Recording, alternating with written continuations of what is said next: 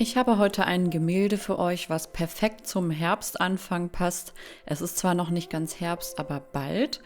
Und das ist auch wieder ein Gemälde mit Spachtelmasse und mit Blattgold. Bleibt unbedingt dran, wenn ihr sehen wollt, wie ich das gestaltet habe. Ich habe mir schon mal vorgezeichnet, wo ich meinen Fokuspunkt haben möchte, und das ist in dem Fall im unteren Drittel. Dann habe ich meine Künstlerspachtelmasse auf die Leinwand aufgetragen mit so einem großen Kuchenglätter und die erstmal so ein bisschen verteilt.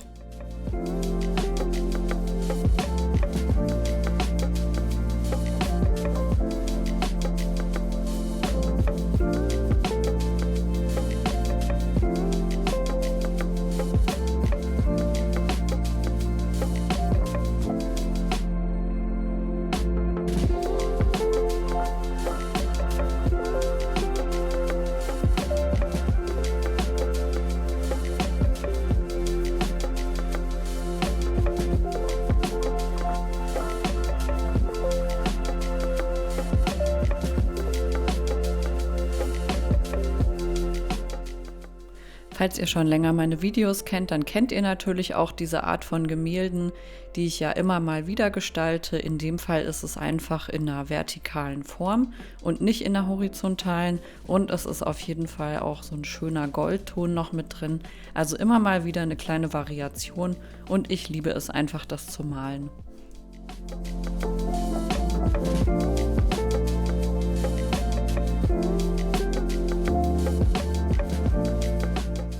Die Spachtelmasse sollte einmal über Nacht komplett durchtrocknen. Dann habe ich hier als erste Farbe mein gebranntes Umbra. Das verteile ich auf meinem Fokuspunkt auf dieser Linie. Und daneben kommt noch ein bisschen gelber Ocker, ein helles Cadmiumgelb und ein Cadmiumorange. Und ich habe hier auch noch ein Rotoxid, was ich mit reinbringe. Außerdem ein selbst angemischtes Beige. Und noch einen Mauve-Ton, den ich unten als so eine Art Schatten drin haben möchte. Und weil es nie genug Beige-Töne sein können, ist hier natürlich auch wieder das Linen Grey von Sostre Negrene mit dabei, sowie ein Titanweiß. Das brauche ich einfach für jedes Gemälde. Und ich fange jetzt hier einfach an, indem ich die dunklen Stellen als erstes bemale und da arbeite ich einfach die anderen warmen Farbtöne so ein bisschen mit ein. Wie ihr wisst, male ich meistens an einem Stück und nass in nass.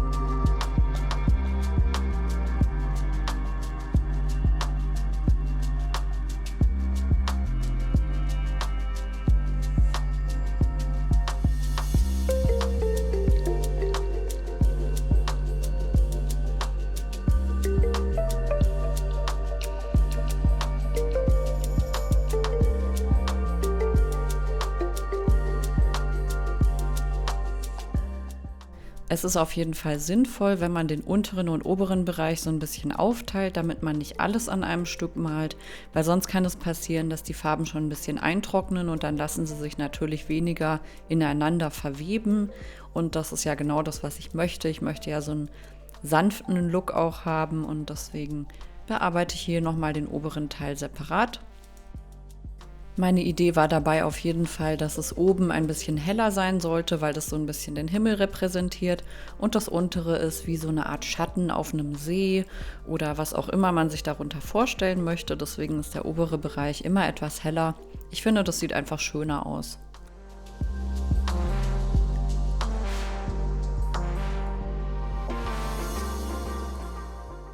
Jetzt habe ich mir meinen Kuchenglätter genommen, den benutze ich zurzeit sehr gerne zum Malen und da arbeite ich die Farbtöne auch nochmal alle ineinander ein. Dadurch entsteht eine wunderschöne Struktur, besonders in Kombination mit der Spachtelmasse.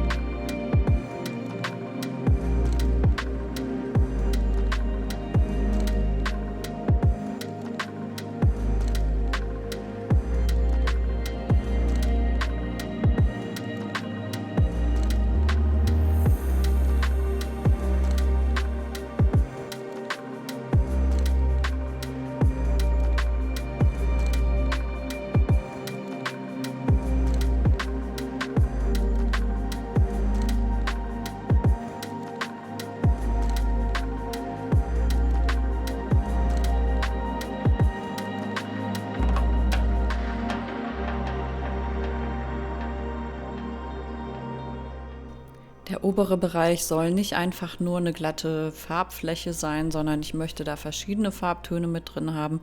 Deswegen ziehe ich mir die Farbtöne von unten da auch noch ein bisschen mit rein. Man könnte sich dann vorstellen, dass das Wolken sind oder sowas. Und ich finde, das umhüllt das ganze Gemälde auch nochmal ganz anders. Deswegen unbedingt diese warmen Farbtöne auch ein bisschen oben und an den Rändern noch mit einbringen. Da entsteht ja dann auch diese Art Vintage-Look, den man erreichen möchte.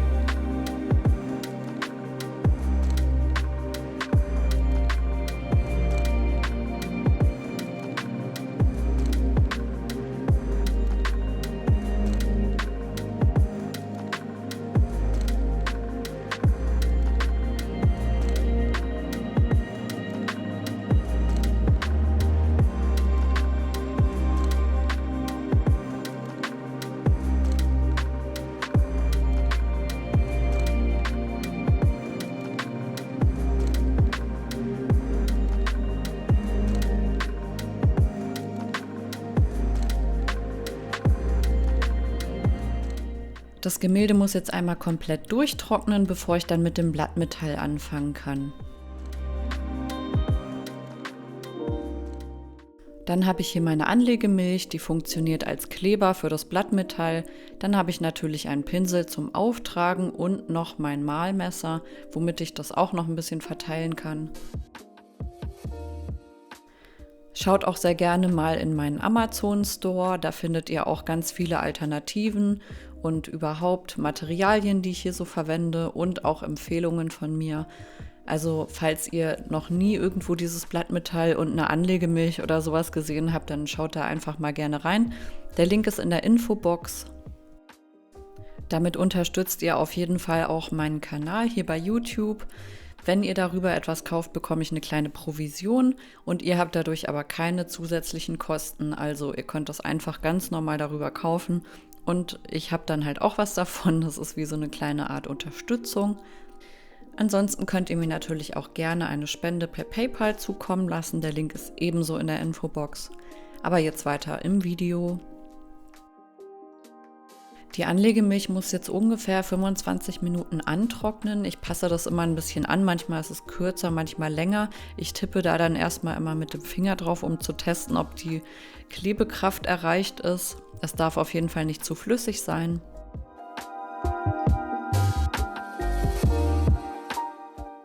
Und dann zerreiße ich mir dieses Blattmetall so ein bisschen und lege das erstmal mit den Händen an, um es dann später mit dem Pinsel einzuarbeiten.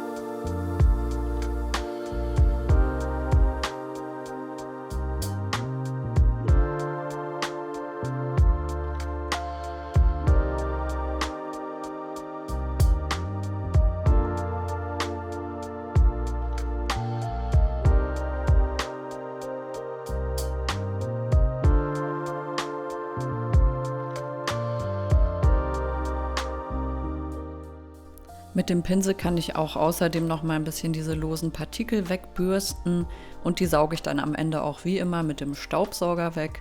Der hier hat jetzt einen Bürstenaufsatz, daher wird auch da nichts zerkratzt oder so. Ich mache das einfach immer so, weil es schön flächig ist. Gerade für so eine große Leinwand eignet sich das einfach ganz gut und ja, man muss auch praktisch denken, finde ich.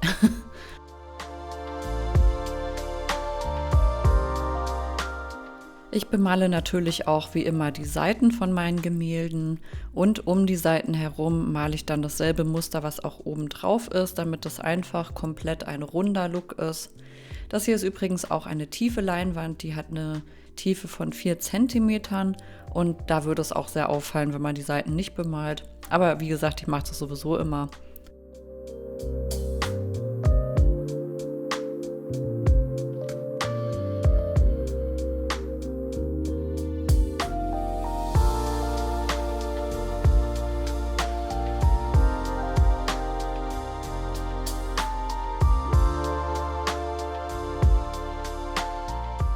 Und wenn das einmal komplett durchgetrocknet ist, kann ich auch da anfangen, das goldene Blattmetall aufzutragen. Da gehe ich natürlich genauso vor wie vorher.